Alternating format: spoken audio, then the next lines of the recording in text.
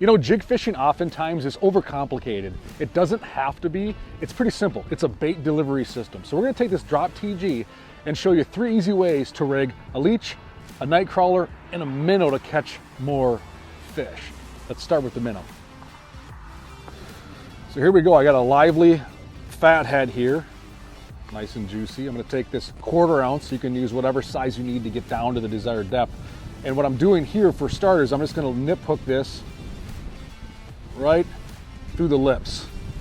That's a very simple way to fish a minnow. Another easy way to fish this same minnow, if you get fish that maybe are a little more aggressive, what I like to do, I actually run this hook in the mouth like I'm threading on a plastic and up through the top of the head and push it on there a little differently. That's a second way to rig a minnow. 2 simple ways to pitch the minnow for walleyes, for pike, for a number of species to catch more fish. Now let's take a look how we're rigging a leech on this Drop TG. So here we go, we have our leech. It's gonna curl up naturally in my hand. You can see it's got a pointed end and it's got, come on big guy, a sucker end right here. Now I'm gonna take 3/16. You can use whatever size that you want for this. And one easy way is I like to hook it right behind the sucker. And then you can let that leech in the water, it'll kick out, it'll flare out, it'll have its more natural presentation. Simple way to do it. Now if you get these fish that are nipping at it hard, biting kind of aggressively, a lot of times what I'll do is I'll just come back around. You can see, I'm gonna hook it again through the leech. Now it's got 2 points that it's hooked onto. It just stays on there a little better in the water, especially if you get some of those nippers, those bluegills, those perch that want to jump at this if you're trying to catch a walleye.